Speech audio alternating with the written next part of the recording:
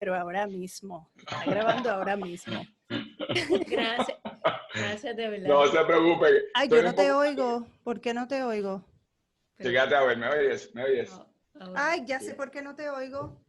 Porque no lo tengo conectado. Yo te oigo perfectamente, pero vamos. ¿Tú lo oyes? Porque tú lo pusiste directo. Ah, por eso digo. Espérate, pero qué mal. Es que novatada tras novatada tras novatada. No te preocupes. Tras novatada. Yo estoy tomando nota porque para el Ministerio de Teatro y Arte ya está, mira, -2. ¡No! Ay, Dios mío. No sabes cómo sufrí con esto, que yo No te preocupes. En medio de lo que estábamos conversando, yo me di cuenta que no lo había puesto a grabar y yo, ¡ah! ¡No! Y dije, déjame, está bien, porque yo lo grabo con la camcorder, no hay problema. Y cuando caigo en cuenta, pero es que nos oímos nosotras, pero él no, porque tenemos esto. O sea, no podía hacer nada. Claro, bendito. Y vamos allá. Hoy es domingo 6 de septiembre de 2020, desde San Juan, Puerto Rico. ¿Todo bien? Aquí estamos con calor, porque eso es parte de nuestro Puerto Rico en septiembre. Y espérate, vamos a las millas ahora. Okay. Dale, o sea, no, que lo hagamos a las millas. Mira. Y bueno, estamos aquí y vamos a la razón de por qué el podcast. Dale. ¿No? ¿Por qué es que hicimos este podcast Todo Bien? No, espérate, ¿Todo Bien? ¿Por qué? Bueno, porque yo me pasaba escuchando los programas de radio y internet. Uh-huh. Y de repente yo salía gritando como que, ¿qué es esto? O sea, no habían perspectivas que yo no me sentía identificada. Y salía gritando y peleando. Esto no es así.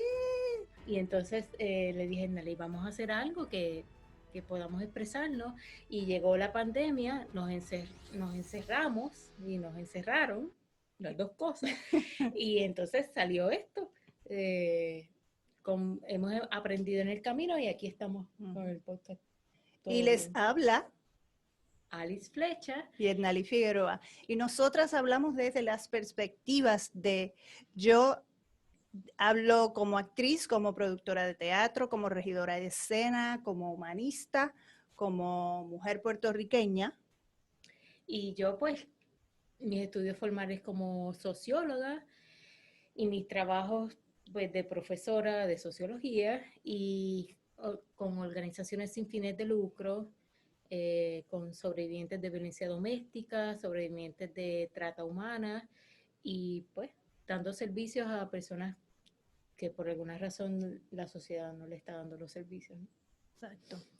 Y entonces hoy tenemos un colaborador que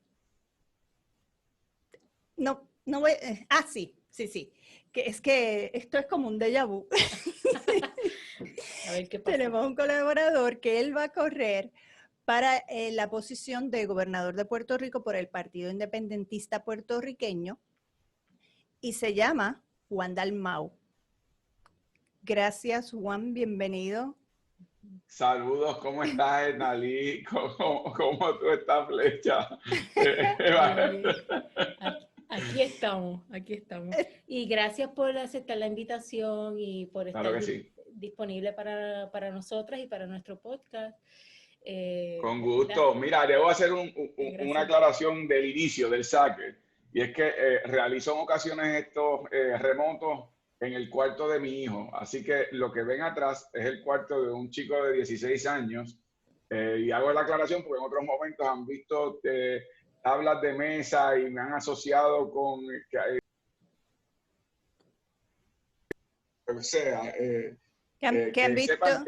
¿Qué han visto la gente? ¿Qué tablas de mesa? Que ahí se cortó el sonido. Sí, tablas de mesa que aparentemente yo me comunico con el más allá, o ven superhéroes, o ven cosas. Es el cuarto de un chico de 16 años. Así hago la aclaración porque no lo van a creer. Hasta en eso han querido hacer un tema. No te preocupes porque nosotras eso no nos importa. Lo que nos importa es la sustancia, el contenido. No el pantalleo, ni el faranduleo, ni las apariencias. Súper, pues pero estoy también, listo. También si te comunicas con el más allá, a ver si se arregla esto aquí. Si hay algo que tú puedas hacer. Mi respuesta fue, si problemas tengo bregando con el más acá y brego con el más allá, entonces ya uno se viela. Sí. Mira, te pregunto a la solta. La clásica. Sí, como... ¿Por qué debemos votar por ti? Pues mira, yo pienso que después de lo que ha sido el resultado del bipartidismo en Puerto Rico, que es básicamente una profundización de los sistemas de pobreza, de marginación, de quiebra y de corrupción gubernamental, el colapso del sistema de gobierno, yo creo que en estos momentos el país debe dirigirse más allá de lograr derrotar ese bipartidismo, adoptar un proyecto político definido que logre construir un nuevo país. Y un país que responda desde la perspectiva de la defensa de los derechos humanos, la ejecución gubernamental. Verán seguramente en los intercambios que tengamos que este va a ser un tema fundamental, porque es parte de la base donde mi programa de gobierno se fundamenta. Pero más allá de eso, yo lo que he dicho es que esta es una campaña de historial y carácter. Más allá de lo que se ofrece, yo me estoy ofreciendo como una persona que tiene un historial en las luchas sociales, en las luchas comunitarias, en las luchas políticas, en donde yo no vengo a decir dónde voy a estar mañana. Yo traigo un historial de dónde yo he estado cuando Puerto Rico más ha necesitado. Y yo creo que eso es determinante porque en procesos de campaña, el ruido excesivo de jingles, lemas, propuestas, ideas, plan, todo ese tipo de cosas, la realidad es que hemos visto que nos lleva a ningún lado. Hay que sacar la brosa y hay que sacar, ¿verdad?, lo que es todo ese polvillo que produce un evento electoral y ver lo que tú acabas de decir, fuera del pantalleo, cuál es el carácter y el historial de quienes se ofrecen a nosotros. Y en ese proceso yo traigo eso a la mesa, que creo que no es comparable con quienes compiten conmigo aspirando a la gobernación. Okay. Y entonces de ahí saltamos a una situación que por lo menos a mí es algo importante para mí. ¿Qué tú piensas sobre la situación de migración e inmigración que nos ocurre aquí en Puerto Rico y que vivimos como puertorriqueños, que a veces tenemos que salir de la isla, pero también personas que están aquí, que vienen a nuestro país a tratar de tener una mejor vida y que por lo menos lo que yo he visto en esta experiencia de la pandemia, yo no he visto que se ha nombrado en las ayudas que el gobierno trata de dar o que las han mencionado como una comunidad que van a tratar de apoyar en toda esta situación que han cerrado ¿verdad? Que han cerrado el país en muchas cosas. ¿Qué tú piensas sobre esa población? En tu carácter humano. En tu carácter primero humano, que todo. Sí, claro. Mira, pues en mi carácter humano, cuando uno examina la respuesta institucional del gobierno con respecto a las poblaciones migrantes en el país, uno nota que ha habido, más allá de dejadez y exclusión, yo creo que incluso una actitud que promueve la violencia y promueve el abuso con esas poblaciones. Y particularmente pienso en los migrantes dominicanos que en Puerto Rico, los que entran legalmente, aún en esa condición, son excluidos, marginados y en gran medida son abusados laboralmente, no reciben las ayudas de gobierno y no son considerados como parte de la sociedad. En el caso de los migrantes ilegales, esos están invisibilizados por completo y son objetos dentro de las poblaciones migrantes los que están más sujetos a la explotación laboral, explotación sexual, explotación humana, víctimas de violencia continua tanto en el hogar como en la comunidad, como a nivel institucional. Y cuando digo a nivel institucional, con nombre y apellido, en muchos casos lo que se supone que son los cuerpos de seguridad pública en el país son los primeros que promueven ese abuso contra esas poblaciones migrantes. Así que yo creo que el rol del gobierno es romper con esa visión, esa tradición, esa actitud para adoptar modelos de protección a la dignidad de los seres humanos mediante los modelos de derechos humanos de Naciones Unidas, entre otros, que permita una protección gubernamental más amplia, servicios a los que necesitan las ayudas porque tienen derecho como parte de una comunidad y producen en términos sociales, en términos culturales, en términos económicos, como sociedad. Y hay un problema estructural en el gobierno porque parte de esa premisa de exclusión. Por lo tanto, lo que yo he planteado para esas comunidades de inmigrantes ya no solamente es otorgarles derechos donde tengan un santuario para poder resguardarse y recibir servicios de emergencia en el caso de violencia, en el caso de explotación, en el caso de violaciones de derechos humanos, pero también en la asistencia económica, en los aspectos de que tenemos aquí familias que no están recibiendo lo que son los llamados beneficios, que eso lo pongo entre comillas porque realmente son accesos a derechos, según yo lo veo. Y tener la asistencia, por ejemplo, desempleo, entre otras manifestaciones de asistencia, no las están recibiendo. Y hay que ampliar e incluir a esas comunidades porque dentro de enormes limitaciones producen también para el país. Claro. Tú estás diciendo, no para llevar la contraria, lo que voy a decir, pero estás diciendo ilegales y no lo estás diciendo con ninguna carga negativa, no. Pero que yo también pienso, y también estuvimos en una conversación, yo digo indocumentados, porque en realidad no tienen los papeles. Porque sí, es básicamente, tienes razón, pero dentro de la concepción de la territorialidad que nos impone el colonialismo, esa es la clasificación que utiliza el Estado al momento de clasificarlo. Totalmente, pero no. Como tú dices, como no señala, son sí, personas no es, sin documento. Exacto, no es para ser abogada del diablo ni para traer controversia ni nada. Pero que sí. Por lo menos, una de las cosas que a mí más me toca de las comunidades que no están legalizadas es que, como tú estás mencionando lo que mencionaste, o sea, las violencias se exacerban. Por ejemplo, en esta pandemia que se cerró la oportunidad de trabajo, que se cerró el tú transitar. O sea, hubo unos momentos dados, ahora está más abierto, pero en un momento dado no se podía transitar, eran unas cosas específicas. Y hay personas que viven del día a día. O sea, que no es que tú tienes ahorro, y entonces esas cosas se exacerban cuando tú eres una comunidad que no estás legalizada. Y entonces, pero aportas, porque no, o sea, aportan y son parte de nuestra cultura, o sea, mira, somos Caribe. Y, claro que sí. Y en otros momentos la realidad es que los puertorriqueños han emigrado, y estamos hablando, yo estoy pensando en la República Dominicana. En otros momentos nosotros hemos migrado para República Dominicana porque las situaciones eran muy fuertes. Así que somos Caribe y estamos conectados. Lo que pasa es que pues por situaciones coloniales estamos divididos. Así que yo creo que hay que ver eso de otra manera y darle la vuelta a esa cosa. Y debo decir que una de las consecuencias, fíjense que Puerto Rico, nosotros los que somos puertorriqueños en la clasificación de nacionalidad, después de Irma, María, los temblores y la pandemia, hemos pasado un evento traumático sumados esos años, ¿verdad? Durante este cuatrienio, la desmovilización del gobierno, el ejercicio comunitario que nosotros pudimos tener, el tal vez buscar algunos servicios, aunque limitados, de algunos fondos durante la pandemia.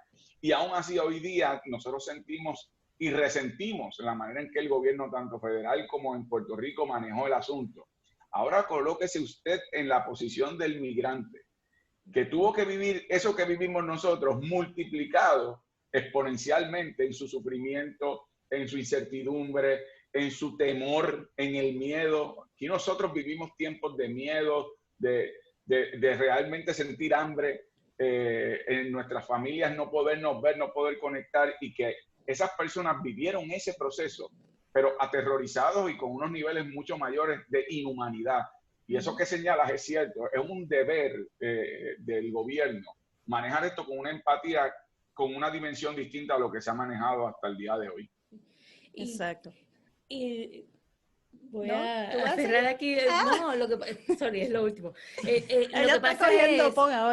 que pasa es que yo pienso que cuando uno sale de aquí, o sea, y yo he dado servicios a comunidades que no son legales en Estados Unidos. Y yo como inmigrante en Estados Unidos, que me siento inmigrante, aunque tengo la ciudadanía, porque así me siento. Pues claro. Me puedo sentir indefensa en momentos con gente blanca. O sea, esto es un asunto ahí complicado. Pero una persona que no está legalizada, el ir a pedir servicios de salud, si te están golpeando, si te Claro. están abusando, no te atreves a llamar a la policía. Sí. O sea, no te atreves a llamar al vecino. Y se dan unas situaciones que se exacerban, que es lo que y es.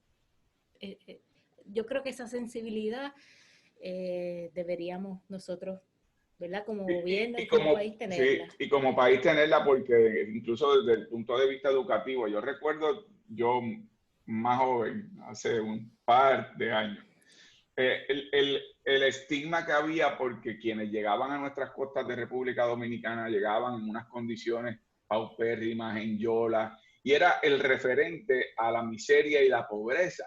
Y por lo tanto eso generó en el país una visión que ha justificado lo injustificable, que es tratar como subhumanos a aquellos migrantes que vienen a Puerto Rico, porque se les ve como inferiores. Y esa fue la cultura social que se creó aquí. ¿Qué sucede? Hoy en día, República Dominicana tiene niveles de crecimiento mayores que Puerto Rico. No vemos esas realidades que se vivían. Esos hermanos y hermanas dominicanos y dominicanas siguen estando aquí, siguen viniendo aquí, pero más es la ola migratoria de puertorriqueños a República Dominicana. Buscar nuevos espacios, a lograr incluso desarrollo económico que no encuentran aquí. Es básicamente es un proceso que se ha revertido. Y yo creo que por lo mismo debemos revertir esa política que sí existió en un momento en términos sociales y culturales para educar desde temprana edad. Eso que señala, somos caribeños, somos hermanos y hermanas de una misma patria latinoamericana y caribeña. Y tienes razón, los que hemos vivido en algún tiempo en los Estados Unidos, podemos tener el papel, pero no somos estadounidenses, somos puertorriqueños. Eso es así. Y déjame añadirte algo, eso con respecto a las comunidades que están inmigrando. Nosotros tenemos una comunidad puertorriqueña que a base precisamente de falta de acceso económico está migrando hacia los Estados Unidos y otros lugares del mundo.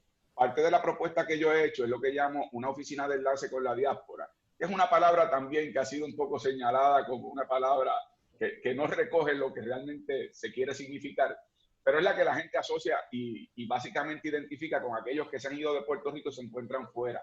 Mi propuesta es que esa oficina de enlace cree un censo de personas, de puertorriqueños y puertorriqueñas que se han ido del país, que ese censo se responda con un perfil del que ha salido de Puerto Rico, ha emigrado de Puerto Rico, y de esa manera aquellos que deseen regresar de ese perfil, poder identificar las áreas de trabajo, las áreas laborales y cómo ubicarlos, particularmente en el área de vivienda y educación cuando son familias con niños y niñas. Y esa oficina de enlace serviría como un interlocutor en esa transición de los que deseen regresar. Sabes que voy a mencionar bien rápido, yo he salido en 2 ocasiones a vivir a Estados Unidos por empleo, literalmente. O sea, por falta de empleo. Y mi nivel de educación, o sea, es bastante alto. Y he encontrado trabajo. Las 2 veces que he salido, he encontrado trabajo, he sido productiva. Llegué hasta Hawái, por decirlo más lejos, y regreso porque yo soy puertorriqueña, porque amo Puerto Rico. No me ha ido mal en Estados Unidos, pero siempre me he sentido que ese no es mi lugar. O sea, que no, punto, que nunca me he sentido identificada en muchas cosas.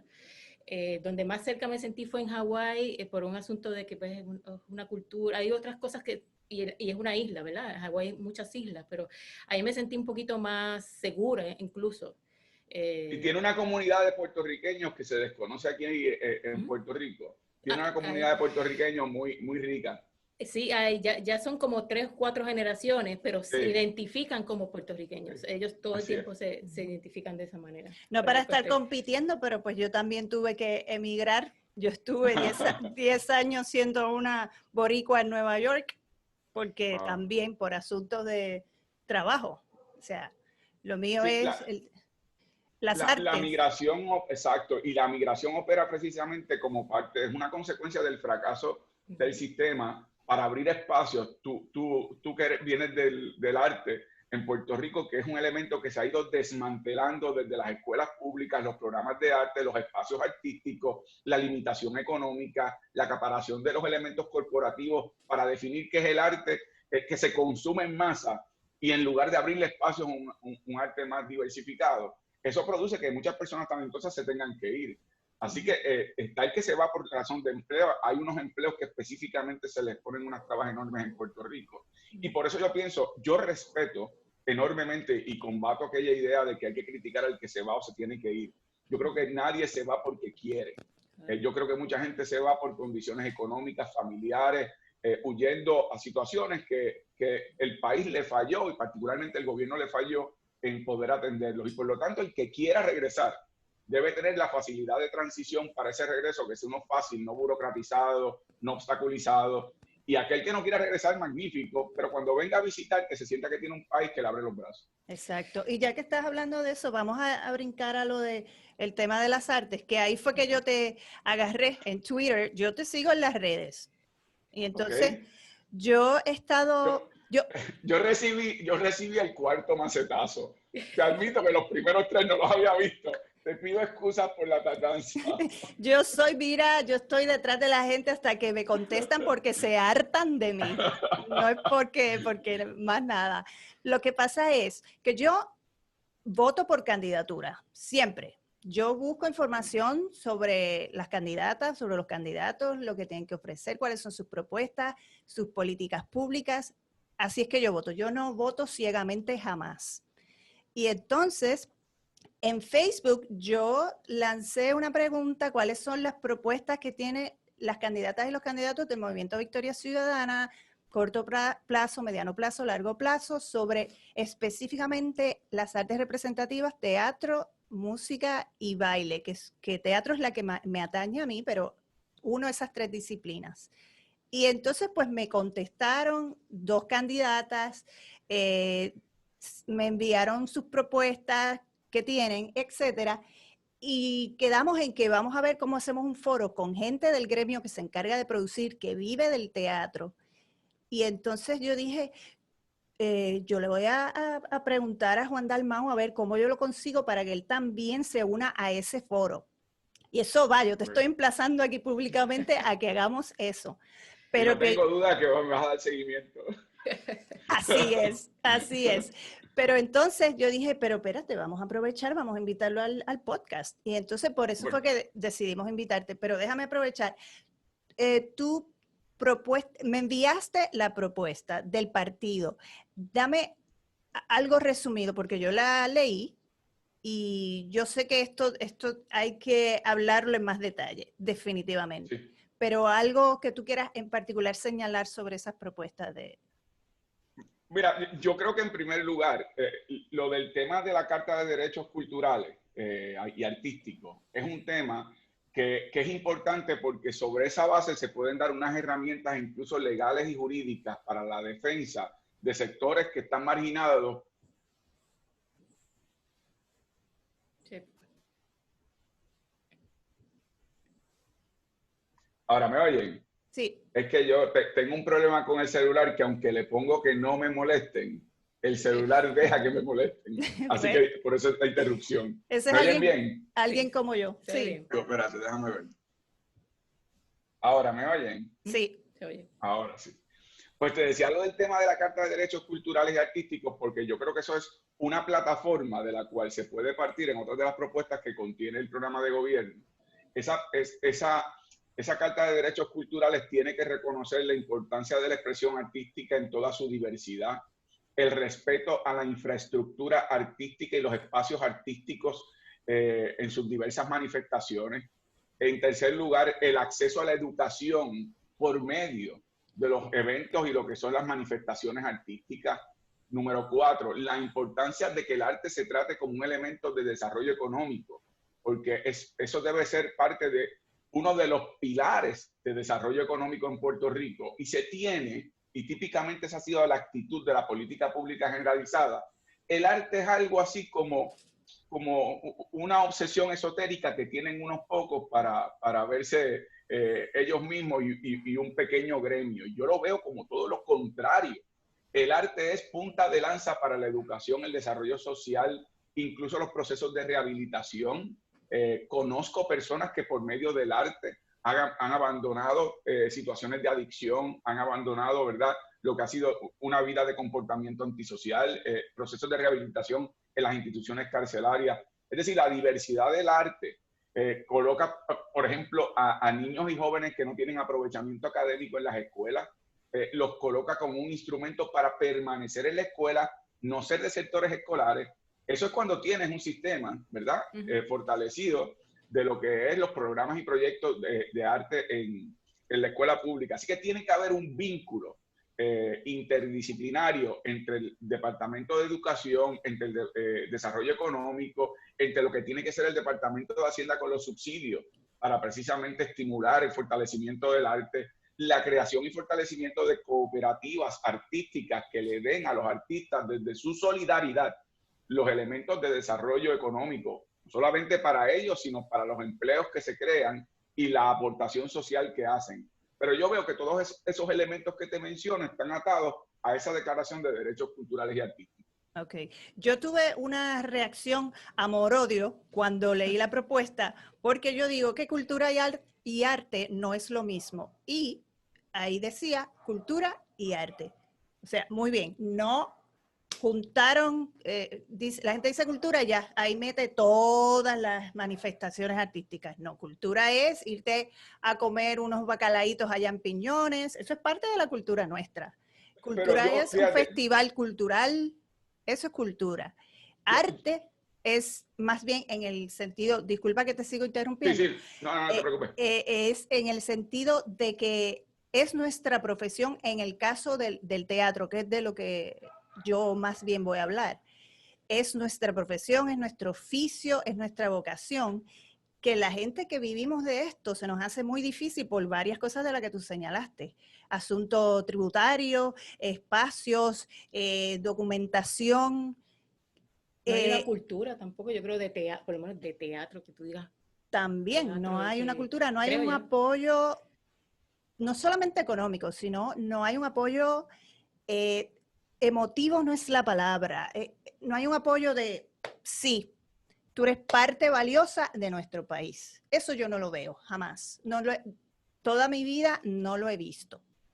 Y eso es lo que yo estoy buscando en plataformas, en propuestas de candidatas y de candidatos. Que me pareció bastante bien, bastante claro la propuesta del PIB, pero hubo algo que yo hice como, esto no me gusta, que se lo estaba comentando a Alice, que era ¿dónde lo puse? Mira tú, crearemos legislación proteccionista, pero era para el cine. Y yo, ¿y para el teatro? ¿Dónde está la protección? La propuesta del partido, para ir por partes, primero, como notarás, cuando habla de cultura y de arte, yo sí veo los ejemplos que tú das anteriormente, a mí me parecen más manifestaciones folclóricas. Eso es una cosa. Que yo parte veo de la el cultura. Arte, pero que está dentro, y por lo tanto yo veo en la misma dimensión cultura y arte. No, fíjate, el arte dentro de la cultura. No lo veo como cultura, manifestaciones folclóricas, los coquís encima de un chino de río pegados con una pava y una bandera de Puerto Rico, y eso es cultura. No, bueno, son manifestaciones folclóricas. Pero yo veo la cultura mucho más, y sí veo el arte como un componente en igualdad de condiciones, pero fundamental para fortalecer, sí, nuestra identidad cultural, nuestro acervo, pero tiene que ser, y esto es algo que yo en el documento se menciona varias veces, tiene que ser dentro de un criterio de respeto a la diversidad, no una cultura oficializada. Si te fijas en el documento, yo enfatizo en que no puede ser la imposición de una cultura oficialista. Eso es uno de los problemas que se tuvo cuando se creó el Instituto de Cultura de Puerto Rico. De hecho, en aquel tiempo el PIB se opuso a esa dimensión porque pensaban que era la intención de oficializar una visión de gobierno de qué se define como arte, como cultura, como las manifestaciones que deben tener unas libertades sin censura, sin control oficialista. Cuando hablas de las leyes proteccionistas del cine, es que el cine particularmente tiene unas dimensiones, pero si ves entonces en lo que tiene que ver con el arte, artes plásticas, las artes escénicas, que es de donde tú vienes, sí habla de estimular el empresarismo con respecto a esas manifestaciones, lo que es estimular subsidios para esas manifestaciones, lo que tiene que ver las alianzas artísticas con el gobierno, pero en ese nivel de respeto. O sea que entiendo que pudiste haber visto tal vez lo de cine, no incluido lo de las artes escénicas, porque más adelante en el documento se unen con otro tipo de, ¿verdad?, de estímulos económicos en su realidad. Pero eso no significa que no van a tener precisamente las protecciones económicas que necesitan los subsidios que necesitan, los espacios que necesitan, la ausencia de exclusión que hace falta que exista, que es una de mis preocupaciones. Aquí se escogen qué tipo de obra de arte es la que es aceptable para el gobierno, para cuando los estudiantes de las escuelas van a ir a obras de teatro o cuando van a ¿verdad? Tener contacto con un tipo de arte que es el que define el gobierno. Esa sí es una preocupación que yo tengo. No, por eso te dije reacción amor-odio, porque sí hay cosas que vi que sí estoy de acuerdo. También lo establecen como una manera de generar ingresos y economía y estimular y empleo. Sí. Pero ahí te vamos a agarrar, yo te voy a agarrar después para que podamos hacerlo del foro. Vamos a Claro que sí, a otro tema para aprovechar, porque sabemos que tú tienes un domingo. Bueno, yo voy a vincular esto al palo. Con todas las... Un sábado tuve un domingo y mañana un lunes al palo. Pero hay que hacerlo. Pues, así es. Yo voy a vincular un poco la discusión que están teniendo en el asunto de cómo, porque yo sé que hay mucho más escrito de lo que ustedes están hablando, por ejemplo, de ese asunto Sí. de las artes y la cultura, donde las personas, si tienen interés de ver qué es lo en Arroyo Habichuela escrito, cuál es la propuesta o las propuestas que tú tienes para, ¿verdad? Como candidato, ¿dónde se pueden encontrar? Mira, en el día de mañana lunes voy a hacer una conferencia de prensa oficializando ya dónde se puede encontrar todo el programa de gobierno del partido, que con verdad, lo digo no por mí, lo digo por la colaboración que hubo de diversos sectores, surge de especialistas, de organizaciones no gubernamentales, de personas que están vinculadas en la línea y las trincheras de lucha en muchos de estos aspectos. Y es un programa que yo creo que es un gran programa y que sirve además como una plataforma de un proyecto para el país. Mañana se va a estar divulgando la información en conferencia de prensa y ahí el pueblo va a tener la oportunidad de examinar con lupa, como hizo Nalí, las propuestas que se hacen e incluso los documentos que se presentan como programas de gobierno, yo los veo como documentos, usando una palabra de moda, orgánicos. Se deben nutrir según las necesidades y las circunstancias que surgen, que no todas pueden estar recogidas en su kilómetro y hectómetro en cada página de un programa de gobierno, pero uno puede ver en toda su dimensión una visión de hacia dónde uno quiere dirigir la política pública sobre distintos aspectos. Así que eso va a estar mañana disponible y se va a distribuir en todas las redes sociales y bueno, pues va a estar a la disposición del país. Dale, cuando salga el podcast, entonces incluimos esa información, el enlace, para que llegue, la gente lo pueda buscar. Te lo envío. Pues entonces, vamos a tocar entonces, vamos a unirlo, o sea, voy a unirlo ahora diciéndolo, pero obviamente la discusión lo vamos a separar, creo yo. Para nosotros es importante saber qué tú piensas sobre la perspectiva, sobre la educación de perspectiva de género. Y para mí una cosa que siempre tengo en mi mente es cómo nosotros como sociedad, lo voy a sacar del gobierno, cómo nosotros como sociedad tratamos y encajonamos de alguna manera a otredades o personas que están fuera de todo esta idea heterosexual de cómo se debe comportar la gente según su cuerpo, ¿verdad? Según su sexo asignado, qué sé yo, biológico. ¿Cómo nosotros como sociedad lo que hacemos es encajonar a esas personas a unos asuntos, ¿verdad?, de desventaja en los trabajos, en estudios, en muchas cosas? ¿Cómo tú ves eso, un análisis sobre eso y la perspectiva de género? Y también, si podemos hablar un poco más sobre el asunto de violencia doméstica, de violencia de género, perdón. ¿Cómo tú ves ese asunto en Puerto Rico? ¿Cómo trabajarlo? ¿Cómo acercarse a él? Mira, primeramente yo me opuse a la eliminación de la educación de perspectiva de género en las escuelas, de equidad de género. La idea de que desde temprana edad pudiéramos dar las herramientas en una sociedad que está contaminada tóxicamente sobre, como señalas, una marginación hacia la otredad, lo que tiene que ver con la mujer, las personas de las comunidades LGBTQ+, y eso es algo que tenemos que discutir como sociedad y país.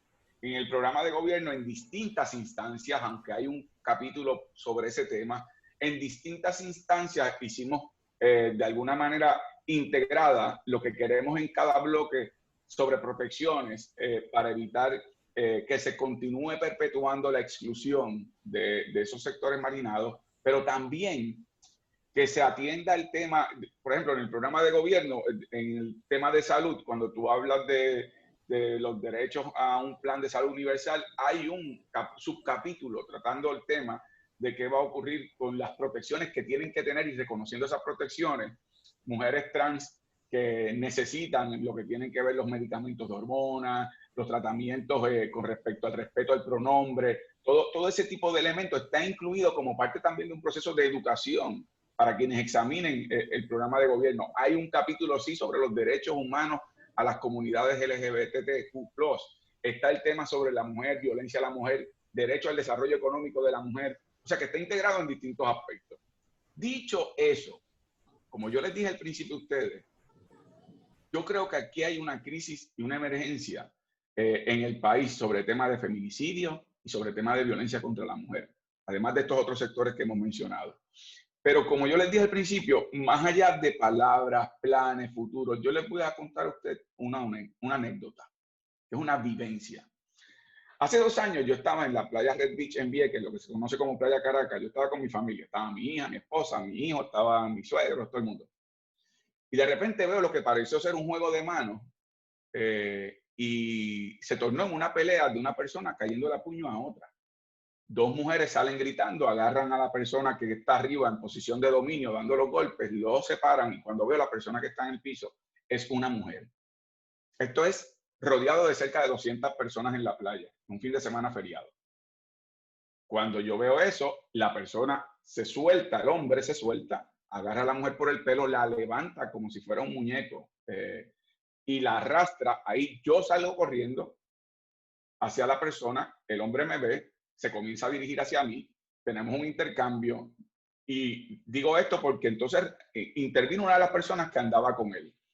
Llamo a la policía, lo arrestan en la playa, y esa noche yo recibo en mi inbox un mensaje de una persona que dice, senador, yo vi el incidente de la playa, sepa que en la lancha de las 5:30 estaba montado el abusador con la esposa y los acompañantes.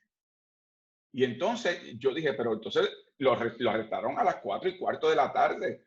O sea que le dieron pon, la policía le dio pon hasta la marina para que cogiera la lancha, poniendo además de en riesgo a la mujer que andaba con él, objeto de violencia, sino además al resto de la tripulación, porque si se reiniciaba un evento de violencia dentro de la lancha en alta mar, pudo haber causado una tragedia mayor, o sea, de otras personas, uno no sabe, porque estás poniendo una bomba de tiempo en medio de una población que va a estar allí ubicada en una cápsula. Yo hice la denuncia pública como senador del incidente y la policía se vio obligada a ir al lugar donde vive la persona y la arrestaron. Lo llevaron a Fajardo, jurisdicción de Vieques, erradicaron los cargos. Yo fui a Fajardo 5 veces al juicio como testigo. Se posponía, cambiaba de abogado, típico del sistema judicial. Y al final del camino, la persona salió libre. O sea, eso soy yo, senador electo, figura pública, con acceso a medios. Y no solo la policía, sabiendo quién yo era, le dio pon a la lancha y lo soltó para que se fuera tranquilo a su casa con la mujer agredida, sino que además, luego que lo arrestan, se procesa por un mecanismo que es absolutamente ajeno a lo que es el ciclo de violencia que vive una mujer que está atrapada, que en el caso de ella no quiso ni siquiera testificar en contra de él, que ya él tenía otro incidente anterior de violencia contra ella, que había estado arrestado por ese anterior incidente, y sin embargo, esa persona salió sin problema alguno. Está podrido el sistema con respecto a cómo tú atiendes el tema de violencia contra la mujer. Ya no solamente desde la asistencia policíaca, después de eso, la asistencia psicológica, la seguridad de la mujer en términos económicos, cuando dependen económicamente de sus parejas, no tienen una asistencia de gobierno para poder independizarla de ese ciclo de violencia, porque el instrumento es el tema económico y los hijos. Lo que es el tema de las protecciones judiciales es un fracaso y que el gobierno se resista a declarar la emergencia. La única explicación es porque es una admisión de parte del fracaso del gobierno, que ha estimulado en gran medida que ocurran esos niveles de violencia. Así que yo no solamente que tengo las propuestas y lo que te acabo de comentar, es que lo viví junto a mi hija Sofía, que en aquel momento tenía 11 años, con mi sobrina, y nadie en esa playa de 200 personas movió un dedo, que fue lo que nosotros luego en la casa decíamos, pero ¿cómo es posible? No porque uno sea más o menos valiente, no tiene nada que ver con eso, fue algo instintivo, pero caramba, que el único instinto surgiera de uno. Y que además luego uno siendo figura pública no hubiese ni siquiera por las apariencias la responsabilidad de responder como se debe en estos momentos, en estas circunstancias. Para mí fue una lección de vida, porque una cosa es cuando uno lo escucha, se reúne con sectores que trabajan sobre la violencia, la solidaridad personal que uno puede tener teórica, pero cuando uno lo vive, lo ve y luego ve las consecuencias, para mí eso es inaceptable. Por eso es que yo decía, mira, yo puedo poner cosas muy chéveres en el programa de gobierno, pero si parte de eso no está acompañado con unas vivencias que te produzcan tener la voluntad de que es que esto tiene que ser como es o como debe ser, pues entonces es papel. Y te hago esa anécdota porque para mí fue un vuelco de vida, no solamente porque es que tú puedes tener solidaridad, me ocurre por ejemplo con los temas de la comunidad sorda, yo podía tener una solidaridad natural, pero luego de estar 3 años trabajando con las comunidades sordas, legislando y ayudando a lograr algunos avances, me doy cuenta de lo ignorante que yo era, por más solidario que yo creía que era, y me ayuda entonces a ser tal vez más efectivo y aprendo todos los días algo nuevo. Pero esa solidaridad tiene que surgir de unas vivencias y en eso desde las tempranas edades, de una educación, esos jóvenes cuando participen de esos programas tienen que también participar de los procesos de lo que son, ¿verdad? Las víctimas o las que son realmente producto de actos de violencia, ¿verdad? Las que sufren los actos de violencia, que tengan que participar de talleres donde esas personas sobrevivientes puedan comunicarles sus vivencias, aquellas que deseen comunicar esa vivencia, para que esos jóvenes puedan ver en carne y hueso las consecuencias de una cultura machista, paternalista, patriarcal, que ha contaminado la acción del gobierno históricamente. Perdonen que me tomé más minutos de los que debía. Pero... No, la idea es conocerte lo que tú piensas, porque esto no es solamente conocer a la persona, es más, no, déjame quitar esto de esto no es solamente, esto no es conocer a la persona política, esto es conocer al ser humano, porque el ser humano es quien va a tomar las decisiones llevado de la mano con sus conocimientos y con las experiencias, punto. Y pensando en un bien común, exacto. Sí, yo creo que estamos, por lo menos yo, me siento agotada y cansada de gobiernos que son, o sea, que uno lo que está viendo es como luchas de poder o a veces hay situaciones tan humanas que no son capaces los gobiernos de responder de forma humana. O sea, a veces toda la lógica humana se va para, yo no sé para dónde la echan, pero toda la lógica humana se deshace. Y entonces yo creo que Puerto Rico, o a lo mejor, bueno, yo estoy cansada de ver esa dinámica. Ella que ha trabajado en albergues para mujeres sobrevivientes.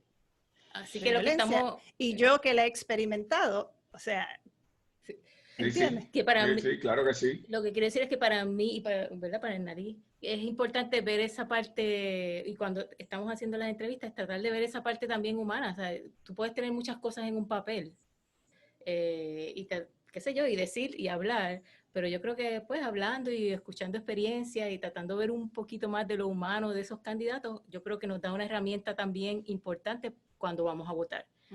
Por lo menos para mí.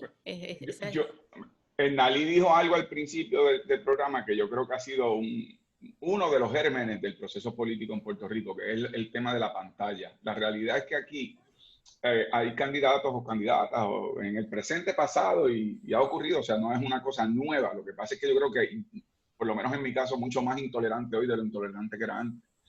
Que es que las agencias de publicidad toman a esta persona como si fuera un producto y presentan al país lo que ellos piensan que el país quiere ver de un candidato. Entonces, por ejemplo, en este ciclo electoral, yo veo candidatos que es evidente que nunca han dado un paso de baile.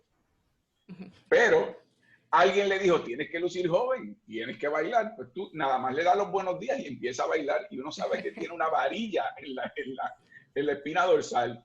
Y lo digo desde el punto de vista más caricaturesco, pero para que se vea cómo se degenera el proceso político, de que yo pienso que tú debes ver la persona tal cual es. No estaremos de acuerdo en todo y eso es parte del proceso de diálogo, discusión, de crecimiento mutuo. Pero en los aspectos esenciales que tú sepas, esa persona es quien es y tiene un carácter, tiene una personalidad, tiene una vivencia que yo puedo confiar en él o puedo creer que lo que me está diciendo, él lo cree. Pero cuando se trata de pantallas, por usar la misma palabra, pues entonces es un espejismo y al final del camino ha ocurrido lo que ha ocurrido, que es que aquellos que financian las campañas y pagan esas agencias de publicidad, esos inversionistas políticos terminan siendo los que timonean la política pública del país. Mientras se menoscaban económicamente programas sociales necesarios, se están fortaleciendo económicamente programas de mercado, de privatización, de exclusión de esos mismos mercaderes electorales y esos inversionistas políticos. Y eso es algo que también tenemos que como sociedad enfrentar y denunciar, no hay duda. Bueno, pues yo creo que estamos ¿Qué aquí. ¿Qué tú quieres que la gente sepa de ti? ¿Verdad? Esa es la pues pregunta clásica. Sí, esa es buena. Yo te voy a decir, si usted entra a la computadora o lo que fuera, usted encuentra un resumen. Y eso es lo que es. Yo soy el segundo hijo de un matrimonio de trabajadores de Cagua. Mami era empleada pública en el Hospital Regional de Cagua, farmacéutica. Hoy día todavía a sus 73 años trabaja como farmacéutica en una farmacia de la comunidad. No tiene dinero para retirarse plenamente y tener la calidad de vida y ayudar al resto de nosotros, sus hijos. Se entretiene y se divierte, pero los años pesan. Papi falleció, pero papi era un comerciante en Cagua, un pequeño comercio, era una molería en la Gautier Benítez en Cagua. Yo decía a papi, relajándolo, que papi tenía un récord perfecto quebrando negocios porque él fiaba pero no sabía cobrar. Y es que de ahí vino una enseñanza de solidaridad que nosotros aprendimos. Tengo un hermano mayor, dos hermanas menores, Norma y Rosana. Las dos están vinculadas a los procesos educativos como maestra o como apoyo. ¿Y qué te puedo decir? Crecimos así, no tuvimos excesos, tuvimos lo necesario para estudiar, tuvimos la ventaja de que había una universidad pública accesible económicamente y los cuatro pudimos estudiar en la universidad. Si hubiese sido otro el caso, probablemente había que echar los papelitos a ver cuál iba a la universidad y cuáles se quedaban rezagados. Y por eso también mi compromiso con respecto a los accesos públicos a lo que deben ser derechos humanos como la salud, la educación, el agua, la energía eléctrica, que es calidad de vida y apoyo al comercio, ¿verdad? Y esas son mis vivencias, ese soy yo, más allá de lo que diga el papel. He tenido lo que he tenido y nadie me quita lo bailado. Y el asunto de los estereotipos, porque yo estuve escuchando un podcast de unas amistades y hablaron contigo sobre, para irnos en una nota más liviana, porque es que este 2020 ha estado bien duro. Como dice Magali García Ramis, Hostos Brother, esto está difícil. Sobre los estereotipos, que la gente piensa que una es de tal manera porque una tiene tal ideología. Y yo, claro. ¿Qué tipo de música escuchas tú? Yo oigo todo tipo de música, pero mi principal fuente de música es heavy metal. Es lo que llaman, pues, me gusta Metallica, me gusta Iron Maiden, Ozzy Osbourne, me gusta grupos que son atípicos de ser independentistas. Pero te voy a decir algo sobre Por eso te lo pregunté. Por eso mismo. Dime. Mira, yo creo que es esa construcción del estereotipo de quién es independentista o no. Ha sido, por ejemplo, tú tienes que ser hombre blanco de recursos económicos, ¿verdad? Caudalado, haber estudiado en las universidades en donde fuera de Puerto Rico, y tú sabes, ese estereotipo, y tienes que hablar rebuscado, y tienes que esto, lo otro, y esa era una estampa. Yo creo que eso se debe sí a que pues, líderes políticos en una época, pues sí estudiaban. Don Gilberto estudió fuera de Puerto Rico, Don Pedro estudió en Harvard, Rubén estudió en Georgetown y Londres, Y eso pues se creó como esa, pero el partido tiene más de 1000 candidatos y son mujeres y hombres, trabajadores, trabajadoras, jóvenes, estudiantes, desempleados, veteranos, tenemos de todo, representativo de una sociedad que nos une el ideal de tener la soberanía nacional y un programa de justicia social. En mi caso, yo creo que rompo el estereotipo por un montón de cosas. No solamente yo no vengo de una familia acaudalada, aunque muchos quieren hacer el vínculo de que, como hice mi maestría en Derecho en Harvard, te cogimos, te cogimos. Pero la realidad es que en Puerto Rico no había en ese momento un programa de estudios graduados en Derecho y me aceptaron por aprovechamiento académico, tampoco fue un regalo. Y pagué por 10 años lo que fueron los costos. Y no cambio mi educación en la UPR por nada, por esa de la maestría, no cambio por nada. Que viva la UP. Que viva la UP. Y entonces, creo que eso ha roto un poco estereotipos. La música que yo escucho, pues se supone que tú, si eres independentista, te encierres en el sótano de tu casa con un güirito, oyendo música del ayer, y estás ahí, cosa que yo no juzgo, magnífico, de hecho me gusta la música del ayer. Pero la idea de que pues yo diga, pues mira, no, yo escucho música de rock y me gusta y me la disfruto y pues qué sé yo. Y también trajeron temas del tatuaje y trajeron temas que, porque se supone que si tú eres independentista, como tú no sales del Ateneo puertorriqueño, pues no te puedes hacer un tatuaje, ¿sabes? Que no tienen nada de malo los tatuajes. Pues claro que no, claro que no. De hecho, yo presenté junto a Denis Márquez legislación para evitar el que haya discrimen en el empleo por razón de que tengas tatuajes o piercing. Nunca se aprobó. Pero yo creo que eso es un paso también que yo espero que el próximo cuatrienio de alguna manera tome más auge, porque sí hay una cultura de exclusión también a la expresión corporal de las personas, sin contar, como tú señalabas, Ainali, sin contar el carácter ni la sustancia de la persona. Así que he roto con varios estereotipos. Pues qué bueno, hay que hacerlo para poder estar movilidad social, hay que hacerlo y poder representar a todas las boricuas y a todos los boricuas y quienes no son boricuas, pero que son parte importante de esta sociedad. Así mismo es. Bueno, pues, ¿tú querías decir algo? No, eso era, yo creo, eso era el final. Ah, bueno, pues está bien. Yo soy más así como que más estricta que tú. Sí, en las personalidades. Bueno, tú eres machete, bueno, ella es machete. Pues gracias. Mira, pero antes de que terminen, quiero hacer solamente una reflexión final. Sí. Porque yo creo que este país en múltiples dimensiones ha sido tan abatido, tan azotado, que mucha gente se rinde a la apatía o a la desesperanza o de que nada vale la pena. Y a esas personas lo que yo le quiero decir es, nosotros tenemos que construir y mirar sobre tantas trincheras y tantos espacios que por tanto tiempo ha habido personas valiosas que han echado el resto para mantenernos como país, para mantenernos sin que nos hundamos en el mar.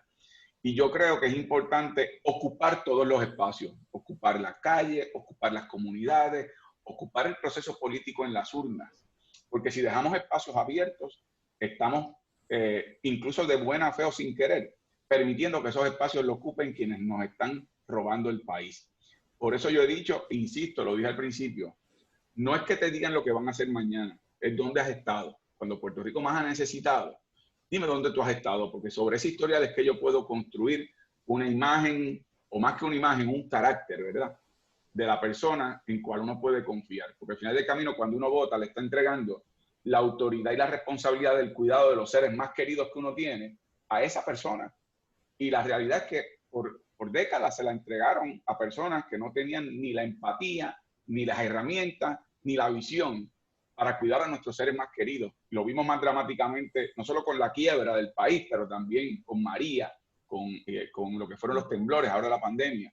Esa decisión que se toma el día de las elecciones es importante también y expresarla bajo esos criterios. Esa es mi reflexión. Sí, definitivamente, voy a seguir por ahí, que nosotros queremos y eso es algo que estamos repitiendo en todos los podcasts, que la gente se inscriba, que llene esos espacios en la votación. O sea, no nos dejemos, es importante que los ocupemos. No importa por lo que usted cree, no importa, pero no podemos dejar que el no creer o entender que lo que nosotros pensamos o nuestro voto no es importante. Porque yo creo que hoy más que nunca es importante.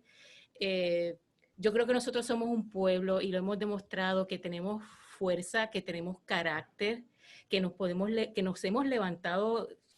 El gobierno en estos últimos 4 años, parte yo he estado afuera, pero parte de estos 4 años yo he estado aquí en Puerto Rico. O sea, yo estuve con la tormenta María, o sea, nosotros nos levantamos prácticamente solos. Sí, las comunidades, la gente, y así ha pasado en la pandemia. O sea, yo creo que somos un pueblo muy fuerte. Yo creo que cada día estamos más claros. Yo creo que la gente está cada día mucho más claro de qué tenemos que hacer para seguir adelante y no dejarnos seguir explotando, porque al final yo creo que es una explotación que nosotros hemos sufrido por 40 años de colonialismo, pero últimamente ha sido una explotación severa. O por lo menos yo en mi generación, yo tengo 40 y algo, yo lo he sentido. O sea, yo he sentido que no tengo un lugar aquí.